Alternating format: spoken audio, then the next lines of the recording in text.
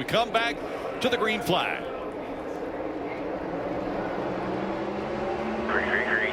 No help. He has help you.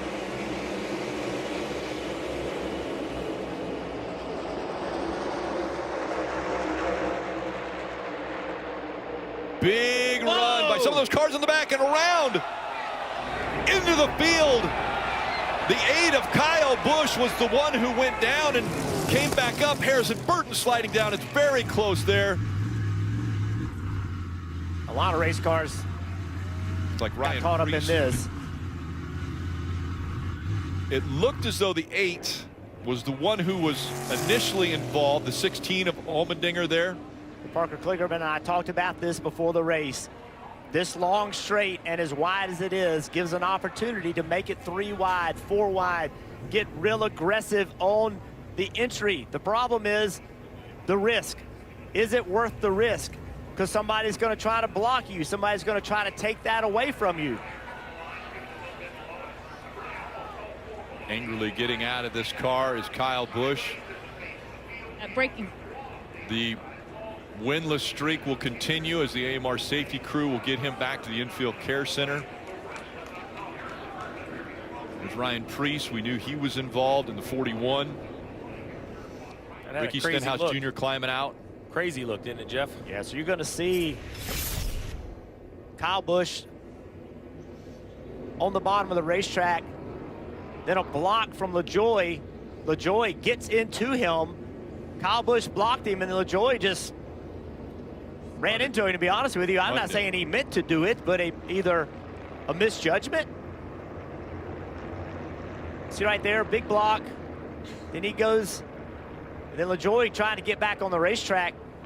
That yellow line.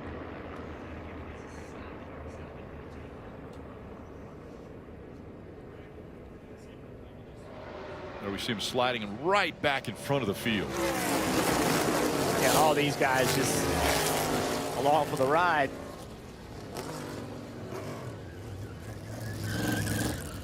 All right, so you see they're going down the straightaway, right? And everybody's fanned out. Everybody always does this.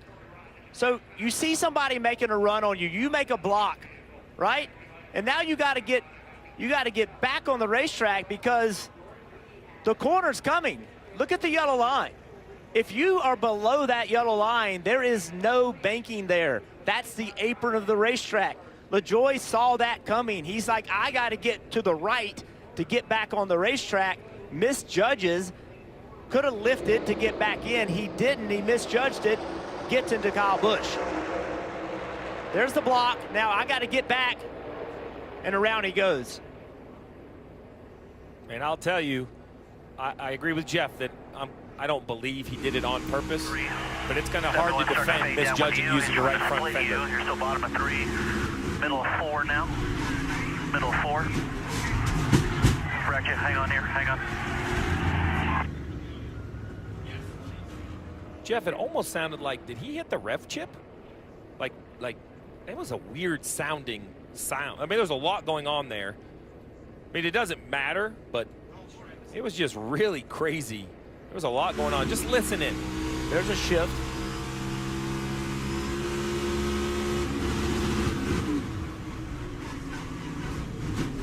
It almost sounds like he's in the rev chip. Now, I don't know if they're out of the gas at that point or what's going on. I guess maybe if it hits the rev chip, it stops accelerating, and that's why the 7 misjudges it so poorly? Yeah, I don't, it looked like to me that Kyle Busch is right against the car in front of him. So that's what I mean. It was a lot of times drivers won't shift because then you don't have to downshift, right? So in a normal situation, you would do an upshift to keep it out of the rev limiter. However, you're in the middle of this chaos. Yeah. You want both hands on the wheel, and you don't want to have to downshift for the approaching corner. So I hear what you're saying, and I think it was in the rev chip, but I don't think that's what caused this. I think this was a misjudgment in an aggressive situation. And this is really a tough situation for crew chief. I've never driven into turn 1. 4 wide. I mean, I've seen it happen over and over and over again. That's why I love when Jeff breaks it down.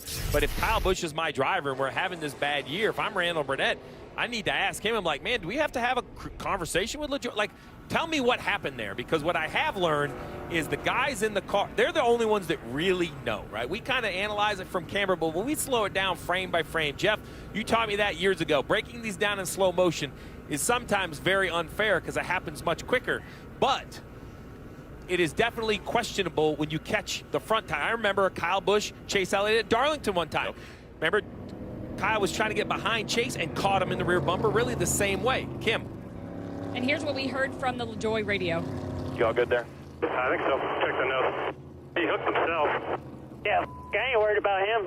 It's all about us. Focus forward here. Yeah, you let him have it the first time, second time he got what he deserved. All good.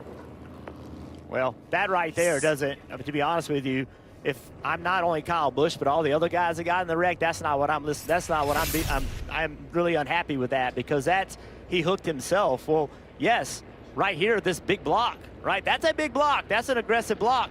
But this, Kyle Busch didn't hook himself there. He Totally got hooked agree. there. And if LaJoy thinks he deserved that, then, you know, LaJoy has the prerogative to do it. But he has to go explain it to the 21 and the 41 and the 16 and the 47.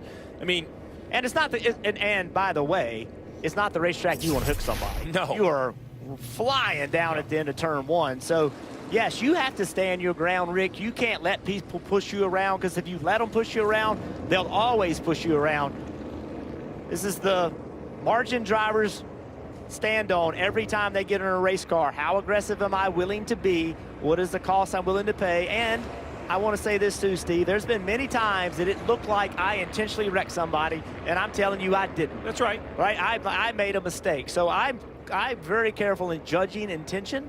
But when I hear the radio, he got what he deserved, that leads me to, okay, that wasn't an It's accident. like Exhibit A. If you were presenting this, of course, Exhibit A is the radio.